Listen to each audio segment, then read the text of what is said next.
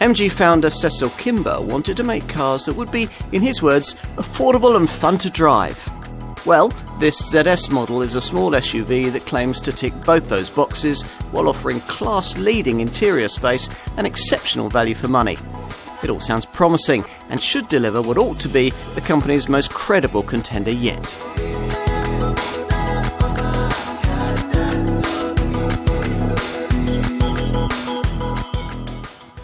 You probably won't associate the MG brand with SUVs, but that's what this Chinese-owned maker concentrates on these days. Here's the most important one, the supermini-sized ZS. This is one of the most affordable models of this kind, but despite that, you probably won't have considered it. We're here to decide whether you should. The ZS badge has been used before on an MG. In 2001, when it designated a sportier version of the Rover 45 saloon that sold until the wind-up of the MG Rover business in 2005. Fortunately, this new era MG ZS is nothing like that, and it's made by a manufacturer that has very little in common with the way the company was back then. SAIC, the Shanghai Automotive Industry Corporation, bought the remains of Rover and the MG brand in 2007 in a deal that included use of the once great Longbridge factory in Birmingham. To begin with, SAIC used this plant to screw together models from parts shipped over from China, thus imbuing them with a token level of Britishness. The brand doesn't bother with that anymore. Like its only slightly larger SUV stablemate, the GS, this XS model is made and assembled in Shanghai, but that still doesn't make it a completely Chinese product. MG claims that the version of the car that we get here has been re-engineered specifically for a UK audience and developed for optimal ride and handling on our appalling roads. Well, we'll see.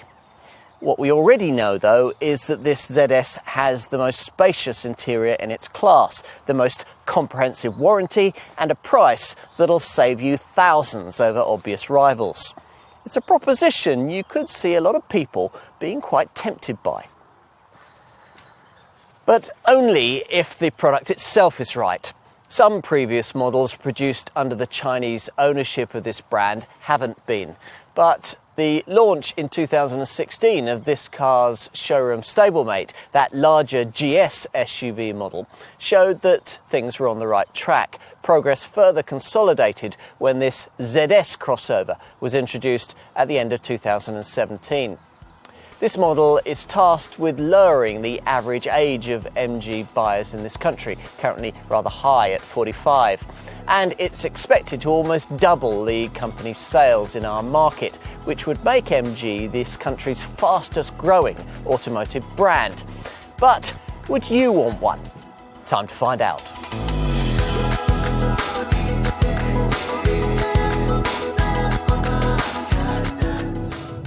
Other brands, particularly in this segment, could learn a thing or two from the way that MG has taken particular trouble to tailor the road-going dynamics of this ZS, specifically for the UK.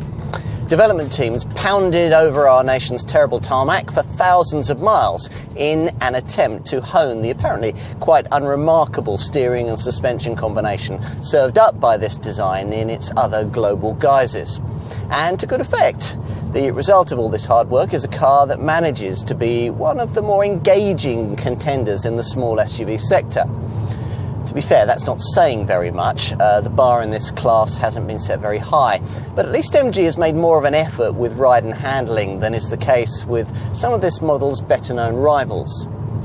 You'll notice that quite soon into your first drive in a ZS.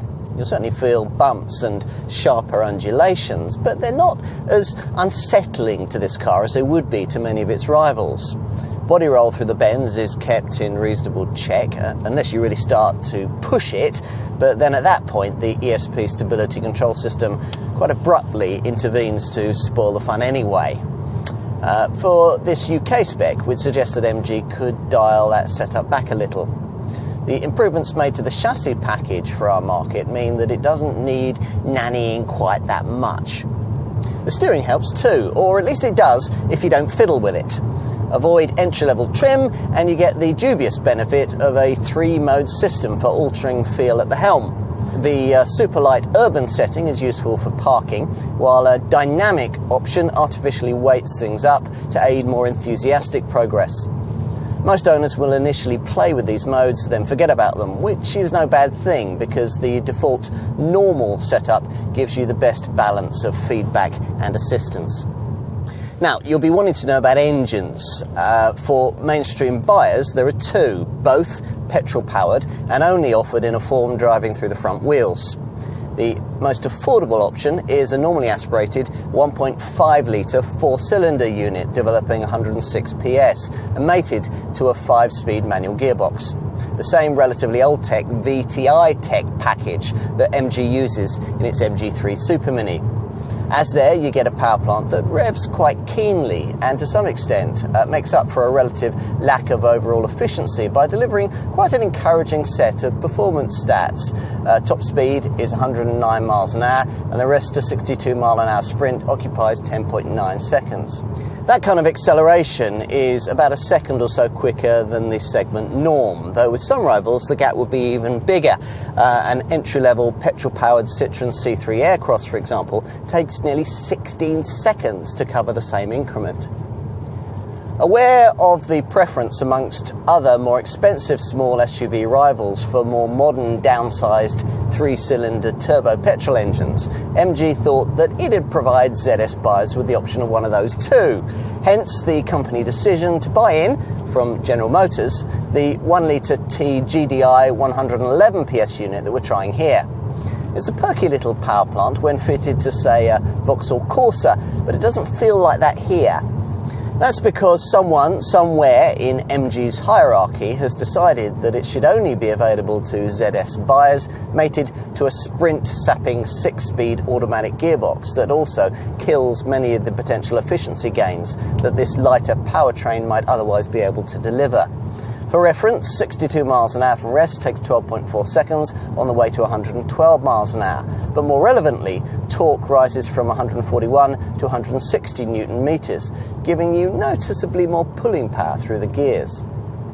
Despite that, the braked towing capacity remains at half a tonne for both engines, so even smaller caravans and trailers are often going to be beyond the scope of this MG's pulling abilities. Is the 1-litre engine worth the substantial premium being asked for it? Unless you're urban bound and really want an automatic gearbox, we'd say probably not. The running costs of this variant are significantly higher, and at speed we've found that the transmission tends to shuffle a little indecisively around between 5th and 6th gear. Mind you, it will create a more refined overall package if you're regularly going to be using your ZS for highway motoring or slightly longer trips. The alternative 1.5-litre unit's constant need to be revved to extract meaningful performance can get wearing in such use, particularly as that combines with noticeable wind and road noise that's picked up around the bodywork and the windows. What else? Will it go off-road?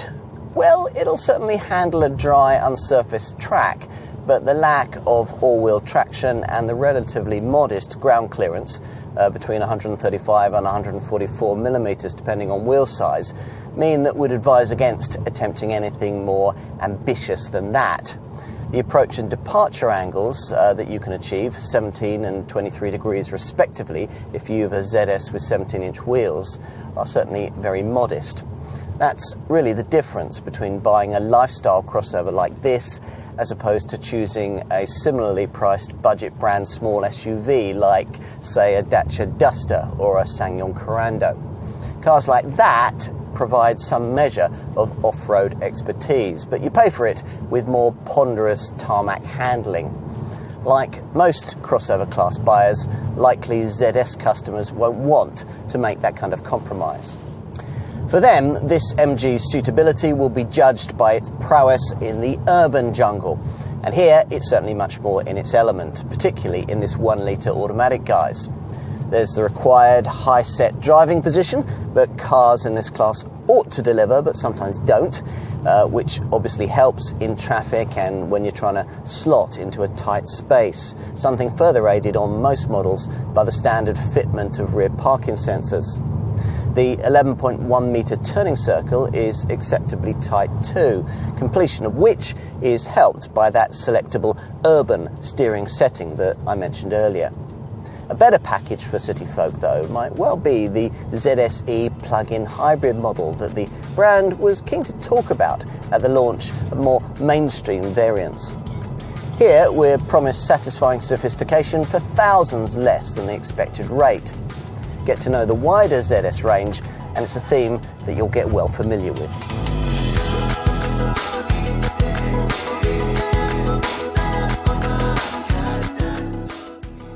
This ZS model apparently showcases the future design direction for MG, expressing what the brand calls an emotional dynamism that's due to feature across all forthcoming models.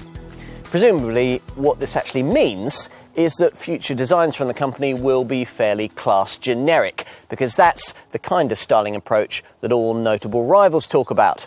Segment conformity is certainly what's been served up here. From the front, it could be a Mazda. From the rear, you might be reminded of a Kia. In both cases, though, you sense that these are comparisons the brand will be quite comfortable with. What's important is that the styling of this ZS shouldn't advertise its budget brand pricing. Most will agree that that box has been ticked here. The front end is certainly easier on the eye than is the case with the angled snout of MG's slightly larger compact SUV offering, the GS. This smaller model gets a proper conventional grille with a chrome frame extending into headlights, incorporating no fewer than 23 LEDs. Lower down, most models get these front fog lights, flanking more diamond-style hatching above the usual faux silver skid plate that all models in this class seem to feel they have to have. But we should get beyond mere aesthetics, because there's something a little more interesting going on here when you start to look at how MG has chosen to size this car. The brand makes no bones about the fact that it's targeting the smallest SUV sector with this model, but it's also quick to point out that this car's overall body length is actually closer to a Qashqai class contender from the next segment up. Now, to illustrate that, we'll tell you that this ZS is fully 179mm longer than a little Nissan Juke, but only 80mm shorter than a Nissan Qashqai. You get the idea.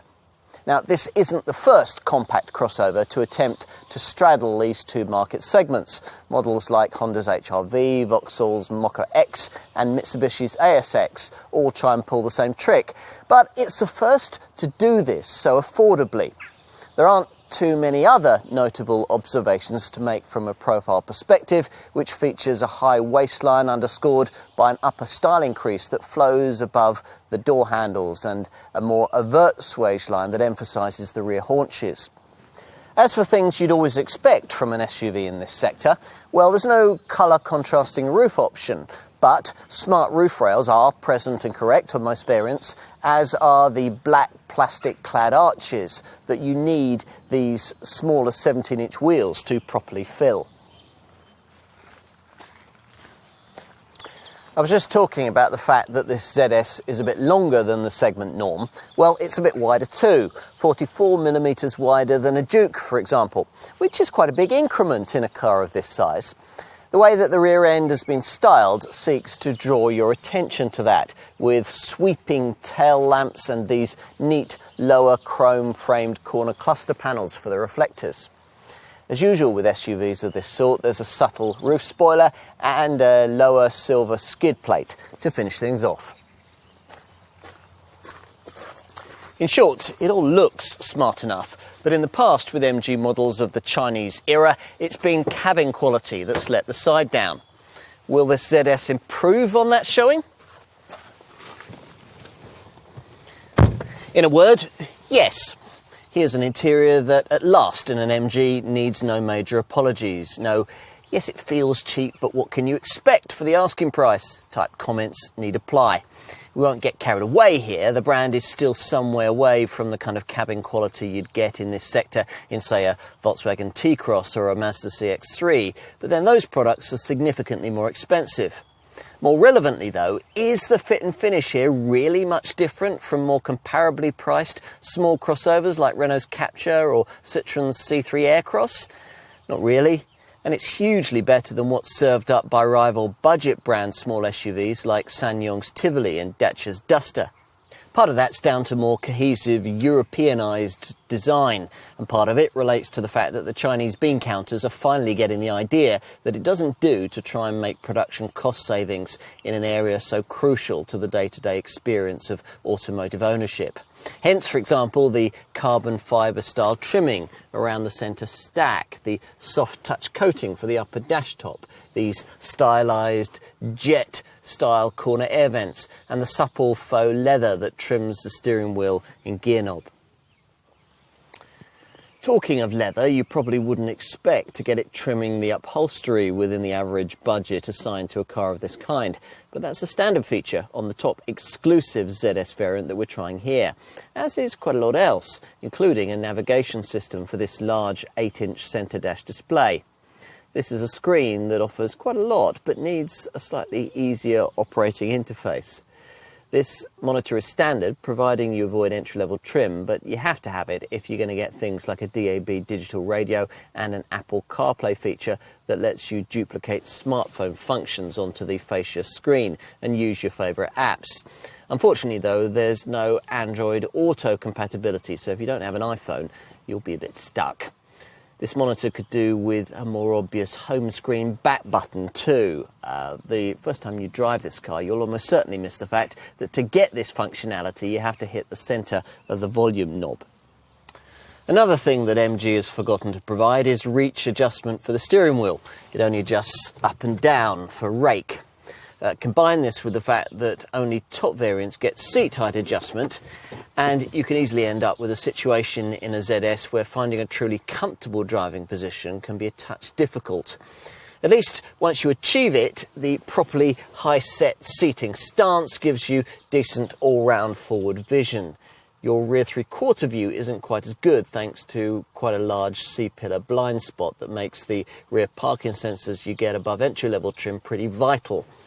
There are plenty of low-cost, scratchy plastics in evidence the lower down the fascia you look, but we're minded to overlook that, given that this is the case with most contenders in this class, even some well above this car's affordable price point. We're less inclined to forgive the fake plastic stitching that adorns the top of the dash, though, evidence that some elements of yesteryear Far Eastern design still persist here. What else? Well, this three-spoke wheel looks and feels good, though I still haven't figured out what the up and down arrow buttons on the right-hand spoke actually do. Through it, you view a pair of clearly designated instrument dials separated by the usual trip computer display. Practical touches around the cabin include twin cup holders between the seats, by the thankfully conventional handbrake, behind which lie a couple of parking ticket slots and a shallow tray. More storage is provided by a cubby ahead of the gear stick, which is obviously intended for your phone, incorporating as it does a USB point and a 12-volt socket. There's no overhead compartment for your sunglasses or under-seat stowage, but you do get a big glove box and decently sized door pockets, plus a small compartment by the driver's right knee and another built into the door armrest.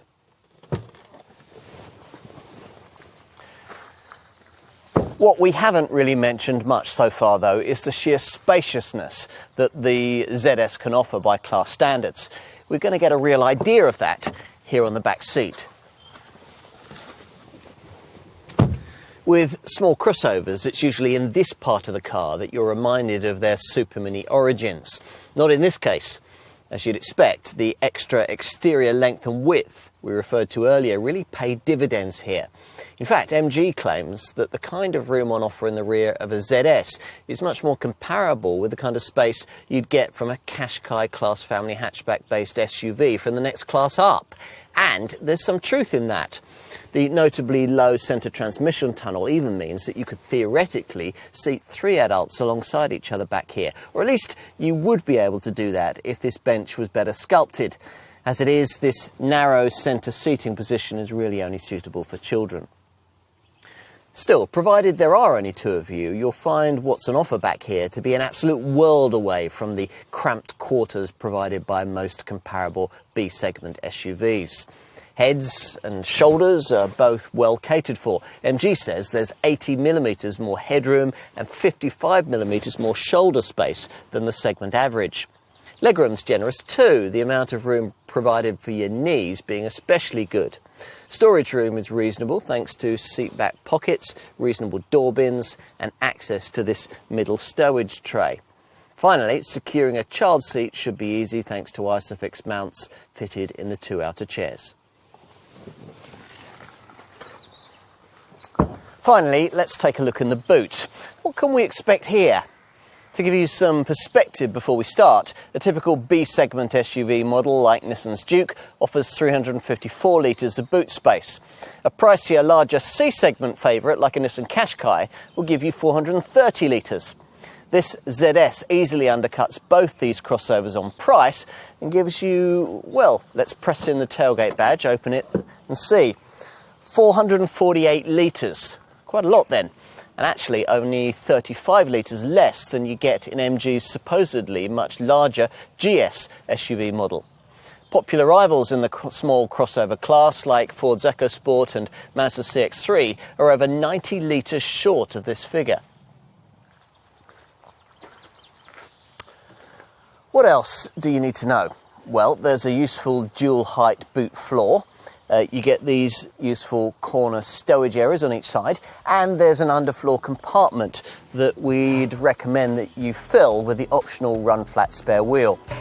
If you drop the 60-40 split folding rear bench, you'll create a reasonably flat load area with a luggage capacity that increases to a maximum of 1,375 litres. That's actually more than you'd get in that larger GS model.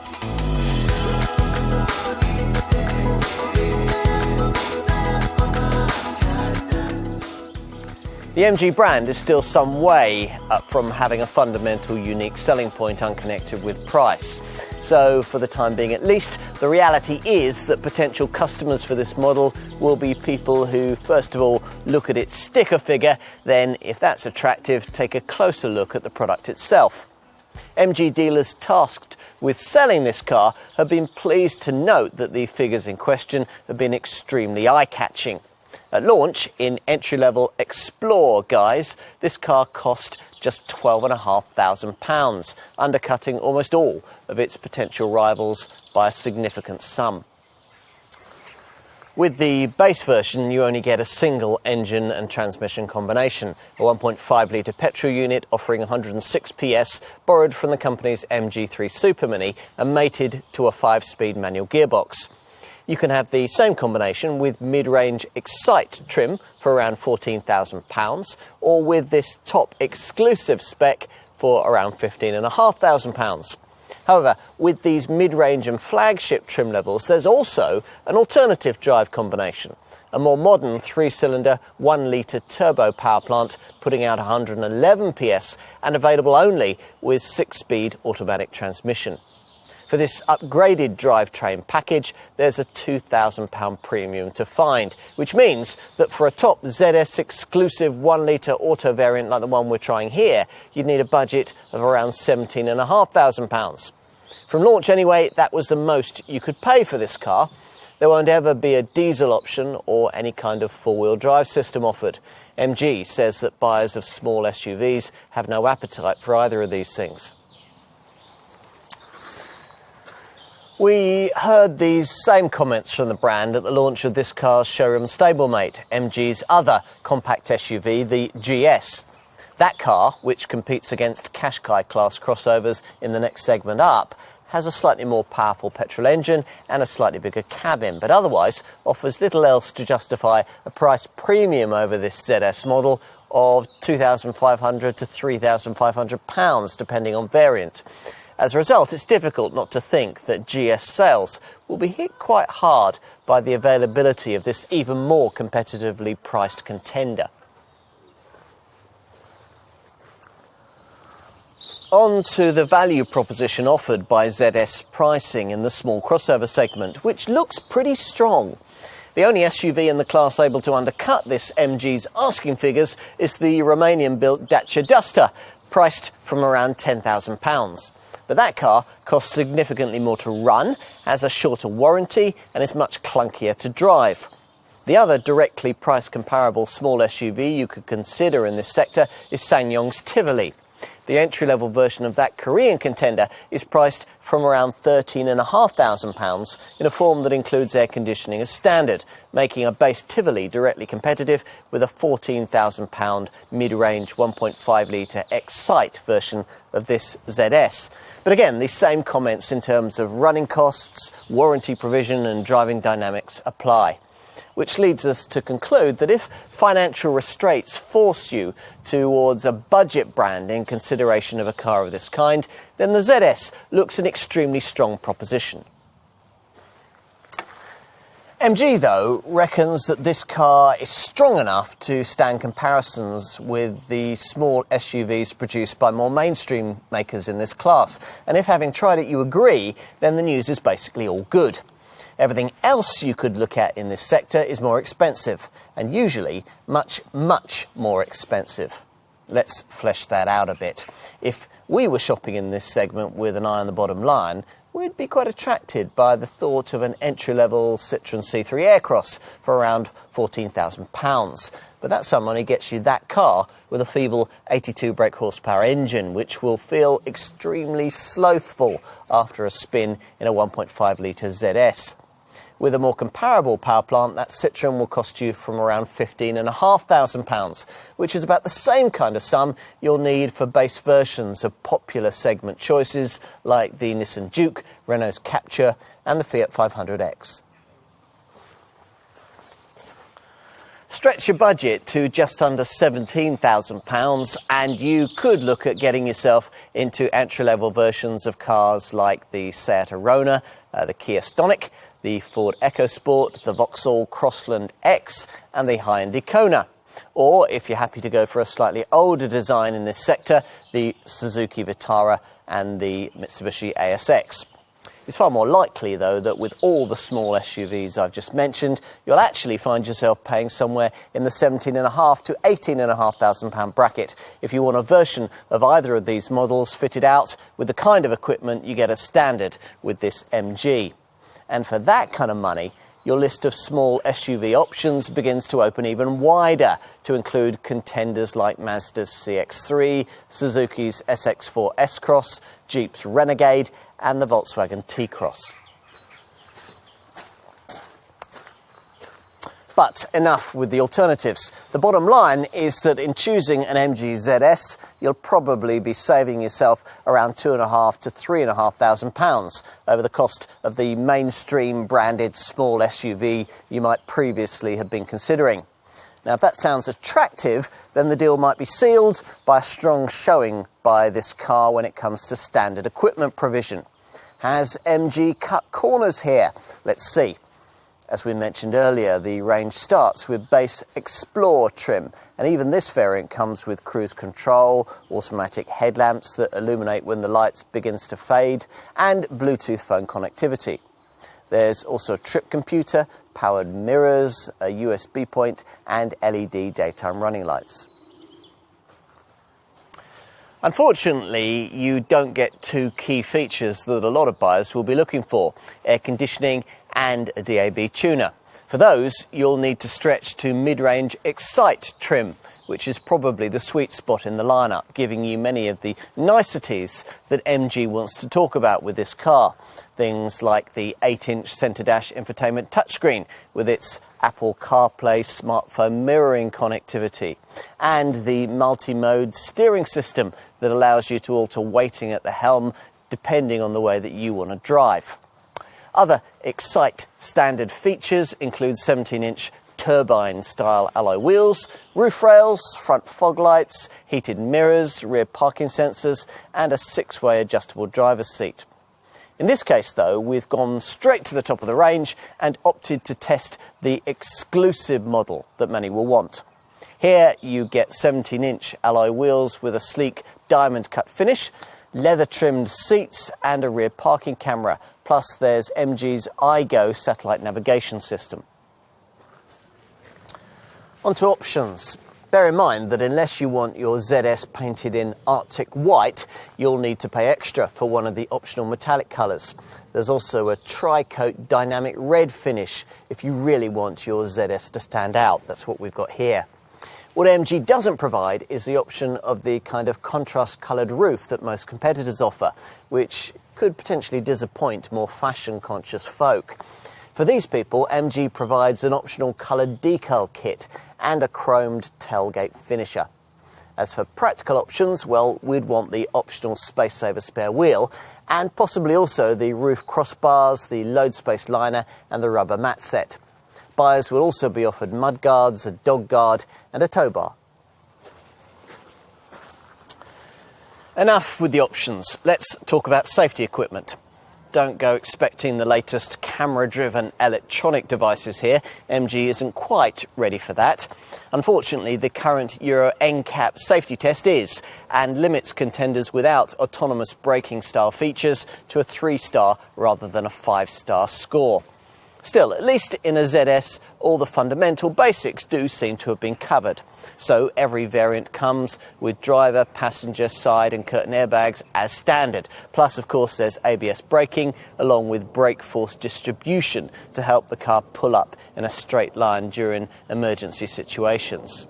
As you'd expect in a modern car, ESP stability control is included too. This particular system fitted out with CBC corner brake control to help the car around corners by gently applying the anchors to the inside wheels on a bend. There's also what MG calls an anti-rolling protection system that uses the traction control to dab the brakes to help prevent the car from rolling over during dangerous manoeuvres, say if you had to take extreme action to avoid hitting a pedestrian who'd suddenly stepped out in front of you. In addition, there are twin Isofix child seat mounts on the 2 outer rear chairs, a hill hold feature that stops the car from sliding backwards during uphill starts, and tyre pressure monitoring too.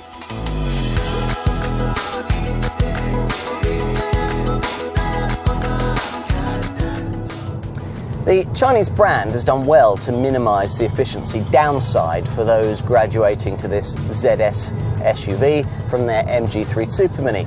This crossover can't be as aerodynamic as that smaller model, and it's about 65 kilograms heavier, but its running cost figures are hardly any different. The 1.5-litre manual ZS variant managing 49.6 miles to the gallon on the combined cycle and 129 grams per kilometre of CO2. You'll read plenty of reviews telling you that this is some way behind the ultimate class standard, which is true.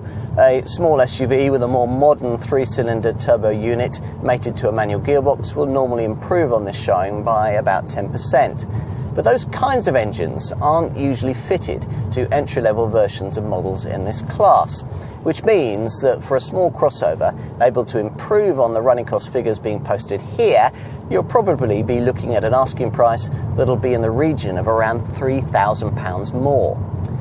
For a proper like-for-like efficiency comparison to what's on offer with this MG, you need to be looking at the base variants of mainstream rivals, the ones the magazines don't tend to talk about. Do that and you get a slightly different picture. The cheapest 1.6-litre versions of cars in this class, like the Nissan Juke and the Mitsubishi ASX, actually can't match the running cost figures of a 1.5-litre MG ZS. And base 1.6-litre versions of the Fiat 500X and the Jeep Renegade are way off. In addition, we've mentioned elsewhere in this review that other budget brand rivals in this sector, like base petrol versions of the Dacia Duster and the SsangYong Tivoli, cost a lot more to run. And even some more recently introduced contenders, a base Kia Stonic 1.4 MPI, for example, are hardly any cleaner or more frugal. So, not a bad showing, considering the development constraints that MG had to work under here. What we have found to be a touch disappointing are the figures returned by the GM-sourced 1-litre turbo auto model that we've been trying for this test. After looking at the relatively encouraging readings of the 1.5-litre version, our hopes were reasonably high here. After all, this is a much more modern engine, a unit that when fitted to a Vauxhall Corsa delivers over 55 miles to the gallon and under 115 grams per kilometre of CO2. Taking into account this SUV's extra weight and the imposition of an auto gearbox, we'd expected a drop of around 10% from that. But as it is, the owner of a 1-litre turbo auto ZS model must be content with a best case scenario of 44.8 miles to the gallon on the combined cycle and 144 grams per kilometre of CO2. Still, take account of what you'll save on the upfront asking price by choosing this ZS, and you could still be looking at this car being a more cost-effective proposition over a typical 3-year ownership period, despite the uncertain residuals that are an inevitable part of buying into a lesser-known brand. If you want to do better than the fuel and CO2 figures that the conventional petrol engines can provide, then it might be worth talking to your dealer about the plug-in hybrid powertrain also developed for this car. Now, though this package wasn't available from launch, MG bosses were keen to talk about it. Technology that sees the ZS-E variant in question use an uprated 1.5-litre petrol turbo engine mated to an electric motor, putting out about 40 brake horsepower. What about other running cost issues? Well, all versions of this MG come with an impressive 7-year, 80,000-mile warranty as standard, which is better than most rival brands can offer. Now, you might be aware that rival Kia offers a 7-year, 100,000-mile package, but MG still reckons its deal is preferable because it's backed by full factory support throughout, whereas direct manufacturer support for rival warranties declines the longer they go on. In many cases, they don't go on too long. Many competitors still limit you to a 3-year backup package. A few offer 5 years. MG does better. This is the brand putting its money where its mouth is. Additionally, there's a 6-year factory warranty against rust, while a year's breakdown cover is also part of the deal. As for servicing, the MG requires a scheduled maintenance stop every 15,000 miles or 12 months, depending on which comes around sooner.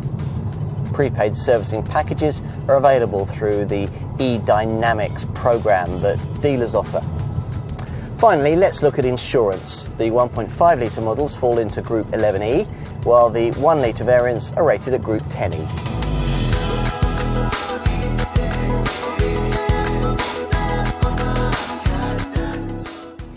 The ZS is evidence of MG's growing confidence as a car maker and of the evolution of the brand.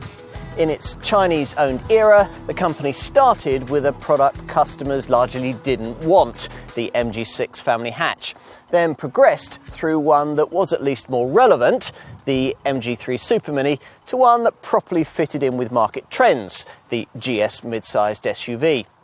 Now, though, at last they've progressed as far as offering one that's truly class competitive. What that means is that you can enjoy the large price saving this car offers over mainstream competitors without feeling that you've opted for a significantly inferior product. There's quite a lot to be said for that. In fact, there are plenty of things about this MG that you might conceivably prefer to some rivals. Were we to be shopping in this segment, we'd certainly be impressed by the class-leading levels of interior space, and we'd value the long 7-year warranty and the high standards of equipment you get for the money. And in summary, well, is this the best car in the sector? No. Is it the best really affordable model in the class? Almost certainly yes. For MG, that represents a significant achievement.